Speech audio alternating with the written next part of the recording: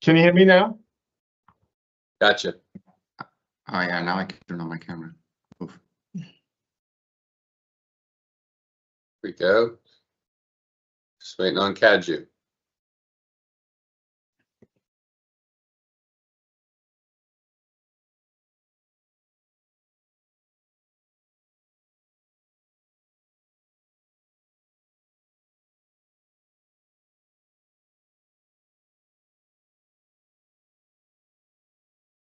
And we are live.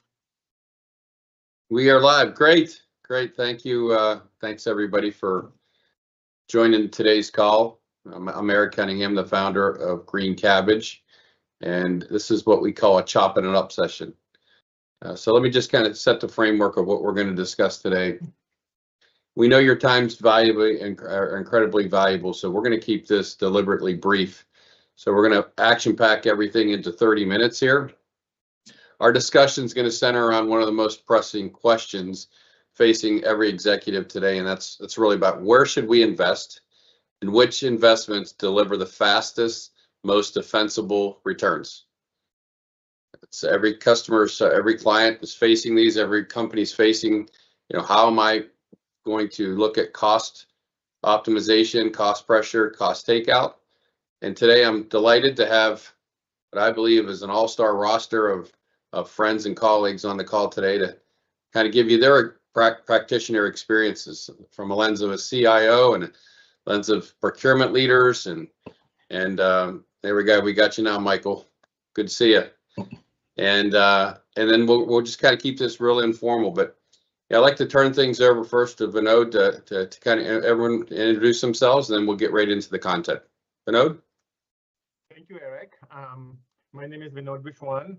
Before I introduce myself and begin the introductions for the rest of us, I want to pause for a moment to acknowledge and congratulate Eric and the Green Cabbage team on the recent Series B funding. For those who don't know, Green Cabbage secured $40 million in Series B funding to accelerate global procurement intelligence expansion. It's an important milestone and a reflection of the measurable value the company continues to create for enterprise procurement and finance leaders globally. Congrats, Eric and the Green Cabbage team. Thank you. Great job. Very thoughtful. Thanks, Vinod. We've been busy, and we're only going to get busier. So let's do introductions. Thank you for that. Let's go through introductions. So my name is Vinod Bishwan. I just, as I said, until last week, I ran Adobe Technology Services Strategy Planning and Operations from the Office of the CIO. Project investment justification and pitching them for funding to the exec team, especially the CFO, has been part of my job function for my entire career, actually. Back when I was in retail ages ago, which is, notoriously low margin, especially perishables, for a couple of years, my whole job was to do cash flow analysis for large capital projects to see the ROI in terms of NPV, IRR. So this topic is very near and dear to me. And also, at Adobe, we sat in the CIO organization, which reported to the CFO organization. So that's a lot of scrutiny on ROI and, value and all those things. So very close to my heart. I would say that, it's a very brief session, like Eric said, but if there is any interest, through Green Cabbage, reach out. This is a very special topic for me. With that, Michael. Yeah, I guess that's me because there's two. So normally people refer to me as MVK, but it's a pleasure to be here. I joined Green Cabbage a few weeks ago as the Chief Client Officer. I've been in procurement and supply chain for over 20 years. So I was previously the Chief Procurement Officer at Coupa Software, the leader in spend management. And before that, I was fortunate enough to lead global transformation at companies like Lululemon and VF Corp. It's a pleasure to be here. I'm super excited. It's exciting times at the Cabbage, and we're only getting started. So let's get into the conversation. Darla? Thank you, BK. I'm Darla Morris. I'm the Chief Digital Innovation Officer for Partners Federal Credit Union. Like Vinod and MBK, I have a lot of experience in this space. I've done retail, hospitality, pretty much any area with technology that you can think of.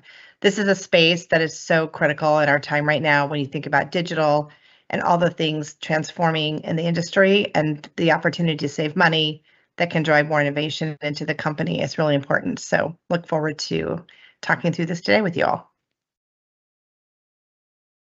Kaju?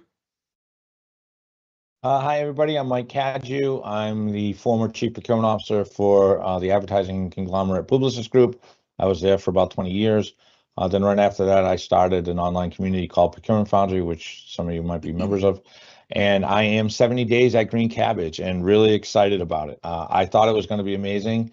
And then I got led behind the curtain with Eric and the team, and I'm even more excited, not only about the value proposition of the company and what it does to add value to existing procurement organizations, but I'm excited to work with this team. Some of us have wanted to work together for probably decades, and now we get a chance to do that. And congratulations to Eric on the Series B, and thank you for the opportunity to work with some of my personal industry heroes. I feel like I'm part of the Avenger regroup, so I'm excited. Thanks, guys. So let's dive in here. So every major initiative, regardless of industry, or function specifically, begins with this conversation around funding. How am I going to fund this project? And by funding this project, we're all faced with the same questions at some point. Why do we need this investment? What are we after? Why do we need this investment? And why can't we achieve the same outcome without this investment? And let's take the conversation into really, how do you frame up the build a business case? We'll start with you first, Vinod. How did you go about building a business case to go request for the funding for these types of outcomes you're looking to achieve? So that's been part of my job for the last 20 years. So when we talk about any effort or anything that we want to achieve that will require investment, at least in the technology space which I have been in, I always ask, or our teams always ask, 5 W's or 4 W's and 1 how. What that means is what, why now, who, and how. What that means is, what is the scope and objective? Objectives or whatever we are trying to do. What does the project aim to achieve? What problems and opportunity are we trying to address? What are the deliverables? What is in scope, out scope? What does the success look like? Is it aligned with the company goals and the vision, etc.? That's the what. On the why, the business rationale, transparency creates leverage here.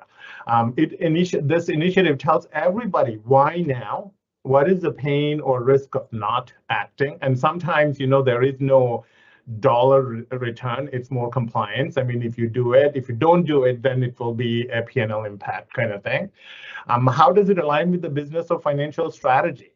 Then ROI, this is very, very critical, especially from a CFO perspective. We're talking about putting money in, right?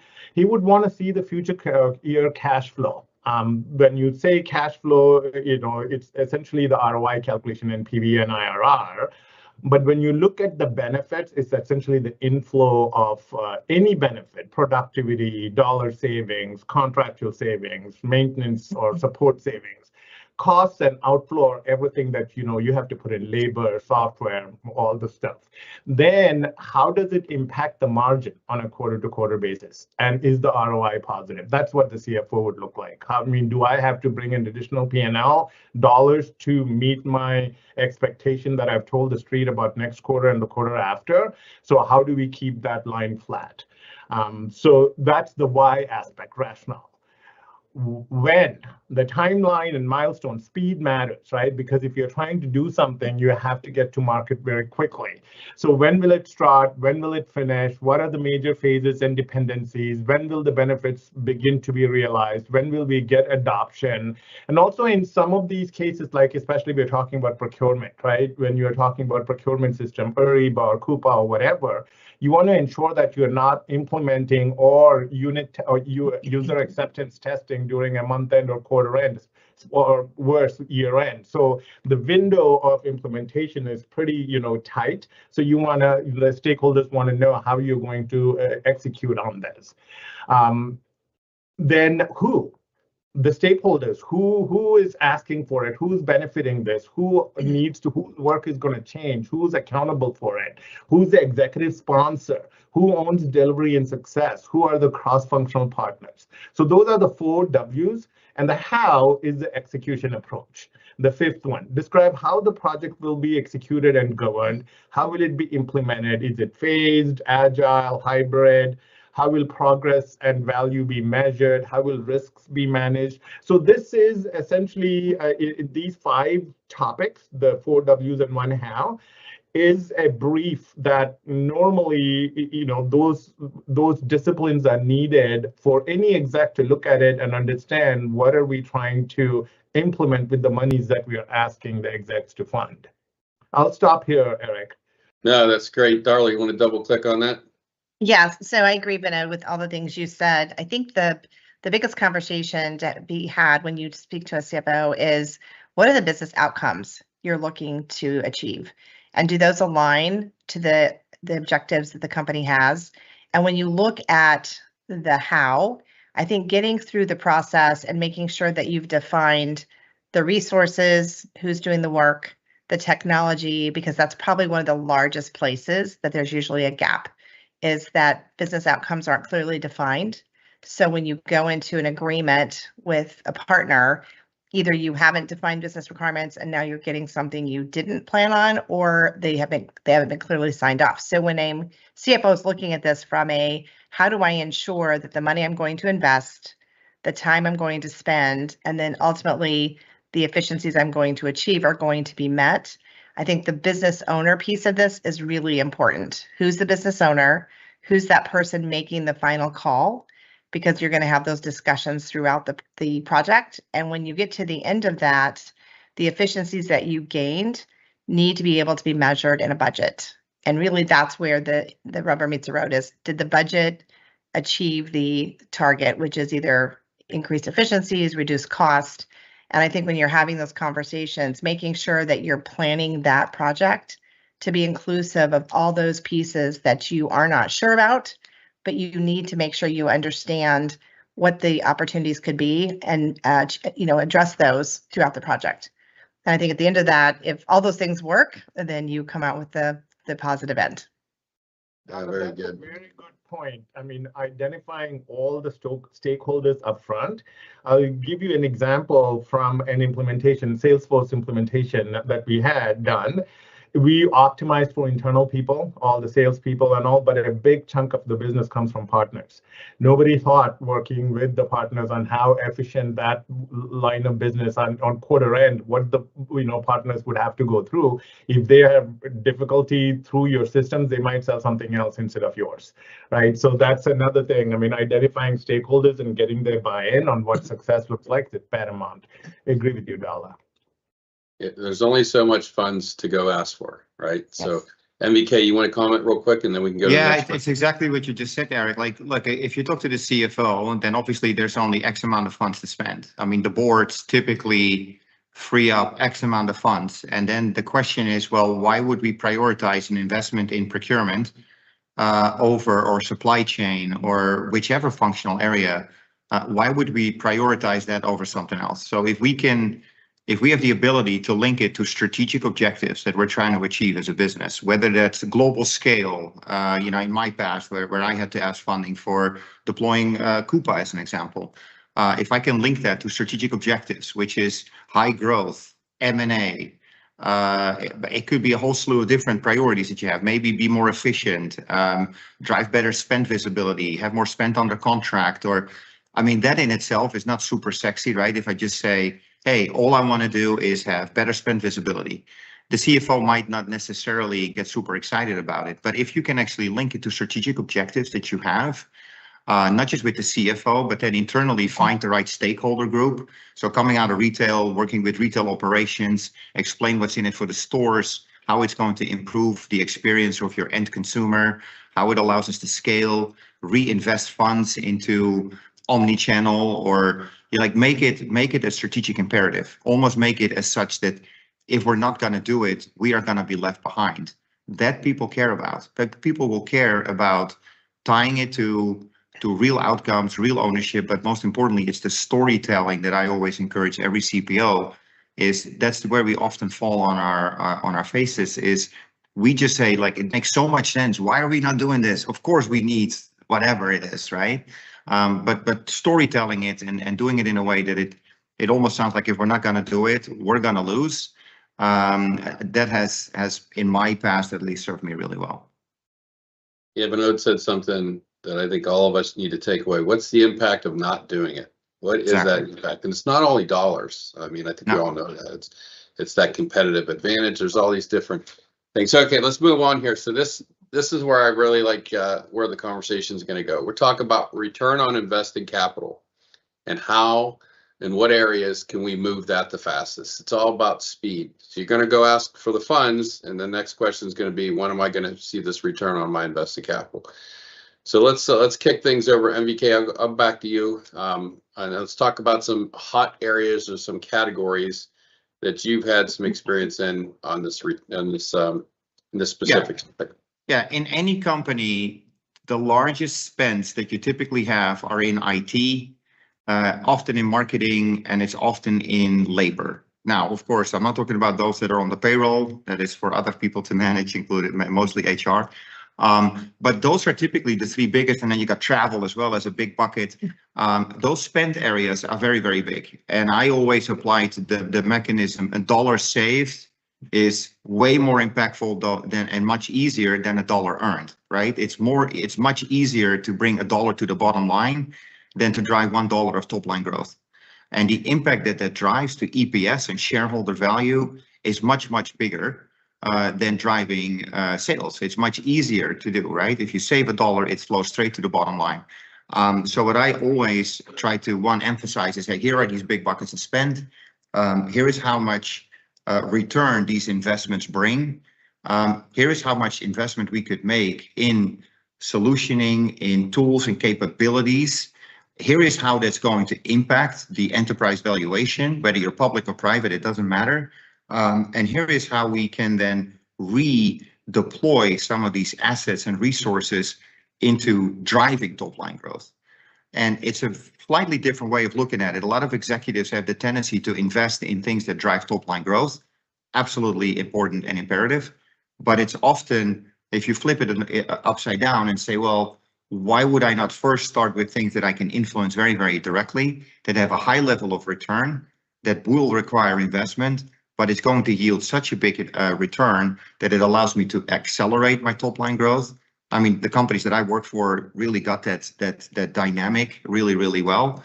And that really allowed us to accelerate our growth much, much faster. So it's really like utilizing your capital in a slightly different way that drives bigger outcomes, and that then frees up assets and resources that allow you to truly accelerate your top line. I think that's what a lot of these very forward-thinking companies have done in the past. Well said, Darla. Yeah, I agree with everything said, BK. When you think about where the opportunities are, obviously the technology renewals are a quick hit when you go in and look at not only existing contracts that haven't expired, but ones that are going to expire. I think the landscape has changed significantly. When you think about moving from on-prem to cloud, when you think about AI, there are so many new technologies and T's and C's out there that change the landscape, that give you an opportunity to go back and rebalance what you have, but more importantly, get the savings to the bottom line much faster. And I think in companies today, they're all assessed targets and how do we get there as fast as we can. So I think that's one piece. Third-party labor, there's a lot of companies that leverage that as an extension to their teams. And when you look at the cost and price you're paying, some of these contracts have been in place for years. And I think going back and looking at those and having an opportunity to see, is this really the best rate that we can get? And are we focused on the right things to deliver to the value line is really important. And then looking at T&E marketing, again, a lot of long-term contracts that have been out there for years. And I think partners have kind of continued an almost automatic renewal approach. And I would say there's an opportunity to go back and just rebalance that whole set of technology stacks, but also agencies that you're using, because those all can be reinvested in the company to deliver higher value and to move the bottom line for your objectives. Yeah, and especially when you think about marketing, Darla, right? I mean, that's often marketeers, no disrespect if there's marketeers on the call, they often have the tendency to say, hey, I have an amount of budget and I just want to spend the budget. Otherwise, next year I'm not going to get the same amount of funds, right? The easiest way to engage with a marketing team is to say, hey, how would you like to have 30% more budget? Well, the way to do that is by utilizing intelligence, by utilizing market intelligence that you probably didn't have before. And that does free up, you know, I've seen it, yeah, 20, 30% of value creation that you then can, together with the CMO, go to the CFO and say, hey, how about engaging with more of our customers? And we call them guests at Lululemon. And so it just changes the mindset, right? It changes the mindset. Of course, we want a return on marketing invested dollars. But if we can, again, free up and accelerate, I think that's what a lot of these very progressive companies are doing today. It's not so much about cutting costs, it's about optimizing the value. Right. And that's a very different mindset. I totally agree. I want to ask Vinod to comment, but I just want to make one quick comment. A lot of the energy goes into the largest contracts. Like that's where the focus is, and we see this all the time.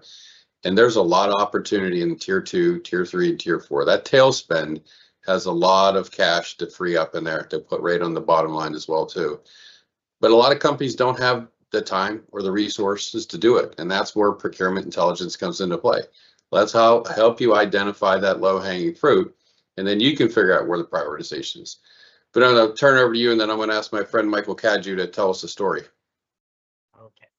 All right, you're absolutely right, all of you. I mean, it's all about visibility into where every dollar is going. Our CFO expects to see 3-year trend lines with forward forecasts for all the items, and especially, Michael, you talked about contracting dollars, technology spend, you know, maintenance and support dollars that we're spending. We always look at the last 3 years and the next couple of years of forecast to see how it is trending compared to revenue or the company OPEX, for example. Especially in tech world, we are very particular about, you know, of course, the revenue quarter to quarter, but also protecting the margin. So anytime there are projects to be done, of course, you know, there's, you know, say as an example, 10 projects that are all positive ROI, but budget's still, you know, finite. Only 4 can be done. So the rest of them, what we internally look at it to say, okay, can we offset these large cost increases with efficiencies in a way to self-fund, for example. So a couple of examples, you know, Eric, you pointed out the tail spend on software. Yeah. One of the things that we did was looked at the entire ecosystem of software. I mean, we had over 2,600 software titles. We went through it methodically, and that's another conversation we can have through Green Cabbage, how to, you know, address that as well. We were able to cut down from 2,600 down to 1,200 software, actually really, you know, decommissioned redundant tools, you know, consolidated against standards, et cetera, gave back the company back $80 million on just the tail spend of it. The other example is, you know, we talked about third-party labor. We looked at the preferred supplier program, and you look at, you know, any non-governed technology area, you will see a lot of vendors in there. And if you combine them, create a preferred supplier program with rate lock-ins, volume discounts, that's giving $5 to $7 million annually to the bottom line to us. So those are a couple of examples. And if you want to look at more cost, you know, efficiency areas, I'm sure each one of your organizations did some exercise during the COVID era to see what can we do to, you know, deal with the uncertainty. Can we get more efficiencies? Those are still good areas to look at. And oftentimes software and the third-party spend comes to light where there is most opportunities.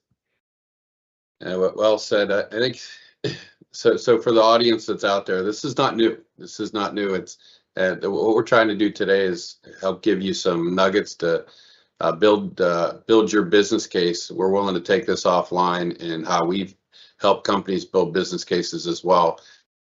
Now let's transition here. We're coming to the tail end of the call here. So Michael Cadieux, he leads our marketing and our travel and expense spend cube area, and he also works directly with our clients a lot on strategy. But Michael shared some information about, he's reviewing a bunch of our customers the other day. We won't disclose the name, obviously, but Michael, you want to kind of walk through what the return on invested capital meant to one of our customers and kind of the time frame of how they were able to achieve these results? Yeah, absolutely. Thank you. I appreciate that. So as Eric said, I've been looking into some of the ROIC and how to help our clients better design what their go to CFO and ask for investment is. And by the way, just as a former CPO, I never walked into a CFO's office alone. I always brought in my internal clients. So I did that by committee. One of the clients that I recently looked into, and I won't say the industry or the client name, essentially is a US-based organization. They have about $61 billion in annual revenue. Their return on invested capital, and this is all public information that was on their investor call, their return on invested capital last year was 9.05%. So that means for every dollar that the CFO put out, he returned about 9% investment on his capital. They have about 646 million outstanding shares, and they earned about $5.33 dollars per share, $5.33 per share last year on a net revenue of about 3.4 billion. Why is that important? Because based on that, we're able to calculate what the investment in Green Cabbage returned for them in information and in knowledge and in the vernacular that CFOs use on a regular basis. So if you look at the investment, it was about a $400,000 investment in the annual subscription for Green Cabbage. Green Cabbage then returned them based on agreed upon savings calculations. The client agreed that this was actually the savings of $33.5 million in the previous 12 months.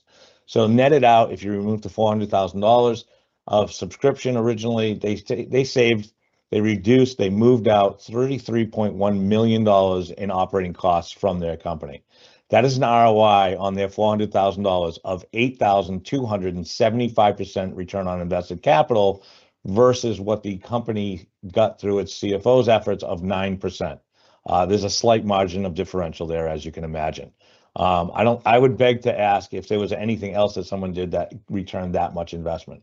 What's really interesting is if you calculate that into earnings per share, their earnings per share was approximately 48 basis points or 4.8 cents per share. That is absolutely astronomical. And I don't know of any other internal department or department that puts roughly 5 cents of earnings per share back in less than 12 months on a single investment of $400,000. If you take the fact that the company ran a PE ratio, profit to earnings ratio of 8.2 times, that means that effectively what the relationship with Green Cabbage did in less than 12 months was add $271 million of valuation to this company based on outstanding shares and the increase in earnings per share, which is absolutely stunning. And one other thing to think of, Eric, the client's operating margin was around 9.7%. And back to Michael's point of it's easier to save money than it is to go find more revenue. So if the company operated at 9.7%, they effectively would have had to invest $341 million at 9.7% to achieve the same goal that they achieved with Green Cabbage, which was the $33.1 million worth of savings. And that in itself is absolutely an amazing case study on how to build and speak to your CFOs in the terms that they understand and the financials that they will see as impactful. Yeah, you just sorry, Eric. Yeah, you just actually what you did is storytelling, right? That's exactly what, like, if you walk into a CFO office with that story, I'm pretty sure that she or he will listen. So sorry, go ahead, Eric. No, I think when Kaju started out, this is all within 1 year. Like all within 1 year. That's the whole basis of this too. It's how you can accelerate it, because quite frankly, nobody cares what's going to happen in year 2 and year 3. They want it to be captured in their financials all within 1 year. So no, this is great. You know, it's amazing to see some of these results. And what I would tell you, what we're doing at the Cabbage is we're looking at all the data across all of our customers here, and we're doing these analysis on return on capital based on industry, based on country. You know, so we are a global company. We've got 4 data sets, a data set for North America, a data set for EMEA, APAC, and Latin America. And it's interesting to see the patterns that we're seeing, specifically to industries as well too. And if that's something you're interested in learning more about, please feel free to reach out to us. We're going to wrap up, and I want to thank everyone for joining today's call. I want to thank Darla and MDK and Michael Kadju and Vinod. You guys are great. I think this was a great session. Hopefully our audience would agree with the same. But feel free to reach out to us if you want to get some more data off of us, or just to chop it up like we call it at Green Cabbage, with some strategy about how to approach stuff as well too. So thank everybody and have a wonderful day. Thank you. Bye. Thank you. Thanks.